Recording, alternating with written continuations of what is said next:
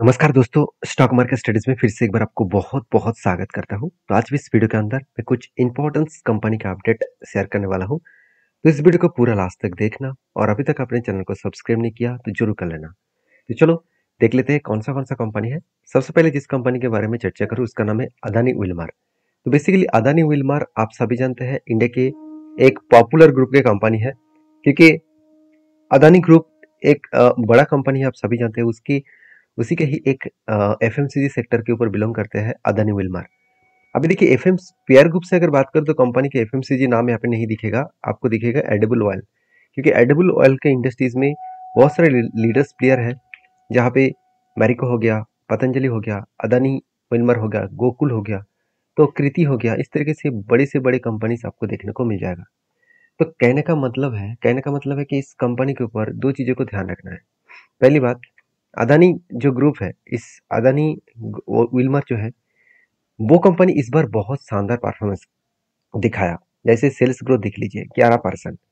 Overall इसका average, अगर मैं ग्रोथ के बारे में बात करूं, मतलब एवरेज कंपनीज के जो सेल्स देखूं तो वहां पे नेगेटिव में था। तो फिर भी अदानी विल्मर ने पॉजिटिव दिखाया और वो भी 11%। और प्रॉफिट तो बहुत हद तक पॉजिटिव किया, 940% के आसपास। तो यही एक कारण की वजह से कंपनी के ऊपर एक बिग बाउंस होने का चांसेस था। तो क्या सचमुच में हुआ? चलो वो भी देख लेते हैं। देखिए अदानी विल्मर के ऊपर बहुत दिनों से एक ही जगह पे कंपनी ट्रेड कर रहा है। एक ही जगह पे मतलब बहुत दिनों से देखिए यही जगह पे कंपनी होल्ड कर रहा है। जो इसका टॉप लेवल देखने को मिला करीबन 406 रुपीज के आसपास, और ग्राउंड लेवल देखने को मिला करीबन करीबन 326 रुपीज के आसपास। तो 406 रुपीज और 326 रुपीज, ये जो दो लेवल्स है, इसी लेवल के अंदर कंपनी घूमते रहे।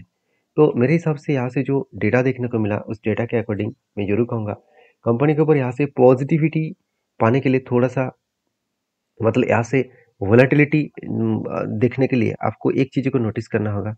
कंपनी के ऊपर यहाँ पे जो, मतलब ग्रोथ है, वो ग्रोथ कब ऊपर जाएगा आप यहाँ पे देख सकते हैं। कंपनी के ऊपर जब टेक्निकली चार्ट पैटर्न बना था, एक रेंज क्रिएट हुआ था। रेंज मतलब कंटिन्यूसली बाइंग का रेंज, 1 2 3 4 5 6 के 6 बाइंग का रेंज बने। और इस बाइंग का रेंज के अगेंस्ट में आप देखेंगे तो कंपनी जब भी इस नीचे लेवल को टच करेंगे तब बनेगा एंट्री। और यहाँ से टॉप लेवल तक क्या बन सकते हैं, यहाँ पे टॉप लेवल से बन सकते हैं टारगेट। तो बेसिकली बेस्ट तरीके से एंट्री और टारगेट मिलने का चांसेस है। और मुझे लगता है जो सिचुएशन क्रिएट हुआ उसके अगेंस्ट में आपको जरूर कहूँगा कि कंपनी के ऊपर बेस्ट तरीके से यहाँ पे एंट्री और टारगेट पॉइंट देखने को मिल सकता है। और मुझे लगता है कि कंपनीज के ऊपर जिस तरीके से सिचुएशन क्रिएट हुआ उसके अगेंस्ट में कंपनी के ऊपर अच्छा खासा जर्नी होने में थोड़ा सा टाइम लग सकता है। क्यों टाइम लग सकता है? आप अगर आप ध्यान से देखेंगे कि कंपनी का सेल्स ग्रोथ देखिए, वो तो ठीक ठाक है, चलो मान ही लेता हूँ ठीक ठाक है। प्रॉफिट ग्रोथ में क्या हुआ था? बिग लॉसेस किए थे। और उसके बाद देखिए कंपनी फिर से उसको रिकवरी भी किए। तो बिग लॉसेस होने के बाद फिर से रिकवरी करना मतलब एक पॉजिटिव व्यू देखने को मिलता है। तो मेरे हिसाब से जिस तरीके से सिचुएशन बने, उस सिचुएशन के बेसिस में कंपनी के ऊपर बेस्ट तरीके से अपट्रेंड देखने को मिल सकता है। बाकी इस कंपनी के ऊपर मेरा व्यू पॉजिटिव है, क्योंकि कंपनी फिर से, जो लॉस मेकिंग कंपनी था वो फिर से उसको रिकवरी कर रहा है। तो एक अच्छा खासा ग्रोथ आने का चांसेस है। तो बाकी अदानी विल्मर के ऊपर मैं बहुत पहले से ही एंट्री लेकर रखा हूँ। ये जो पॉइंट्स है, इस पॉइंट्स के अकॉर्डिंग मैंने बहुत पहले से ही यहाँ पे मुझे एंट्री मिला था। इस जगह पे मैं एंट्री को कंटिन्यू कर रहा हूँ। और मेरा जो टारगेट है वो करीबन 40% के आसपास है। एक्चुअली मैं 40% तक नहीं, मैं टारगेट लेकर चलूंगा कुछ इस तरीके से लेवल तक, मतलब 490 तक। तो मैं 490 तक क्यों लेकर चलूंगा? क्योंकि देखिए पहले यहाँ पे एक रेंज बना था और दूसरा बाइंग का रेंज यहाँ पे बने। तो दो रेंज बने, तो मुझे टॉप रेंज तक होल्ड करना है। तो मेरे हिसाब से अगर एंट्री लेवल से टॉप लेवल तक देखूँ तो ऑलमोस्ट 66% के आसपास रिटर्न बनने का चांसेस है। और ये रिटर्न अगर मुझे 2 साल में मिले तो मेरे लिए फ़र्क नहीं पड़ेगा। हाँ, मुझे एक चीज़ पॉजिटिव लगा, क्योंकि देखिए पहले जब वॉल्यूम हुआ था तभी 200 डेज मूविंग एवरेज को ब्रेक तो किया था, उसके बाद स्टेबल नहीं हो पाए। अभी देखिए 200 डेज मूविंग एवरेज को ब्रेक भी किया और ऊपर स्टेबल भी हो रहा है। हाँ, थोड़ा सा वॉल्यूम तो हाई हुआ, अभी रिकवरी भी करने की कोशिश कर रहे हैं। तो जब इस नीचे लेवल को टच करे शायद यहाँ से बाउंस बैक कर सकते हैं। थोड़ा सा टाइम लग सकता है, इसके लिए आपको पेशेंस होना चाहिए, क्योंकि मार्केट हमेशा पेशेंस व्यक्ति को ही सब कुछ देते हैं। तो उसके लिए आपको पेशेंस होना चाहिए। तो आपके क्या व्यू है इस कंपनी के ऊपर जरूर कमेंट्स करना। तो नेक्स्ट जो कंपनी उसका नाम है बंधन बैंक। देखिए बंधन बैंक के ऊपर एक गुड अपडेट्स है, जिसके चलते पिछले दिन में एक अच्छा खासा जंप देखने को मिला था। वो गुड अपडेट्स क्या है, सबसे पहले आपको बता दूं। देखिए, बंधन bank hikes fix deposit rate 8.55%, मतलब 0.80 बेसिस पॉइंट्स में कंपनी खुद के जो देखा जाए तो डिपॉजिट का रेट है, रेट ऑफ इंटरेस्ट है, वो बढ़ा दिया। मतलब जो लोग इस बंधन बैंक के माध्यम से फिक्स डिपॉजिट करेगा तो उसको ज़्यादा इंटरेस्ट मिलने वाला है। अभी फिक्स डिपॉजिट का उसको इंटरेस्ट कितना देगा, 8.5% के ऊपर। तो एक बहुत बड़ा अपडेट है, क्योंकि पहले था कितना, 8.05% के आसपास, और वो बढ़ाकर कर दिया 8.55%। तो अच्छा खासा यहाँ पे इंटरेस्ट रेट बढ़ा दिया। तो लोगों के मन में क्वेश्चन आएगा, क्या इंटरेस्ट बढ़ गया कि कंपनी यहाँ से बिग बाउंस कर सकते हैं? मेरे हिसाब से बिल्कुल नहीं। अभी क्वेश्चन ये है कि अगर कंपनी अच्छा खासा इंटरेस्ट रेट दे रहा है, जिसके चलते कंपनी के ऊपर बिग बाउंस नहीं आएगा, शेयर में और भी प्रेशराइज आएगा। क्यों? क्योंकि देखिए, सबसे पहले आपको इसको जानने के लिए कंपनी क्यों इस तरीके से एफडी के इंटरेस्ट बढ़ा दिया, वो सोचिए। देखिए, बैंक के कासा रेशियो कितना है? अगर बैंक को कासा रेशियो देखूं तो 37.9%, मतलब एकदम बहुत कम लेवल का कासा रेशियो है। अभी कासा रेशियो होता क्या है? कासा रेशियो का मतलब होते हैं current account and saving account. मतलब करंट अकाउंट और सेविंग अकाउंट से जो पैसा मतलब कस्टमर से बैंक के अंदर आते हैं, वही पैसे को वो लोन के हिसाब से दूसरों व्यक्ति को, कॉर्पोरेट को लोन देते हैं, और वहां से वो जो इंटरेस्ट मिलता है वही बैंक के लिए फायदा है। तो अगर कासा रेशियो से ही पैसा कम आ रहा है, जहाँ पे सबसे कम इंटरेस्ट से कंपनी को फायदा मिलता था, तो कंपनी के लिए दिक्कत हो जाएगा। जैसे मान के चलिए, कासा रेशियो मतलब से करंट अकाउंट से तो कोई भी इंटरेस्ट नहीं देना पड़ेगा कस्टमर को।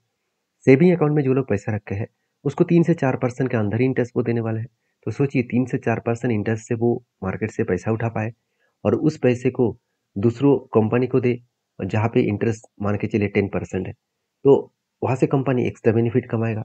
तो जितने इंटरेस्ट कम इंटरेस्ट से उसको पैसा मिलेगा बैंक को, तो उस पैसे से वो दूसरों को दे पाएंगे, वहां से ज्यादा पैसा कमा पाएंगे।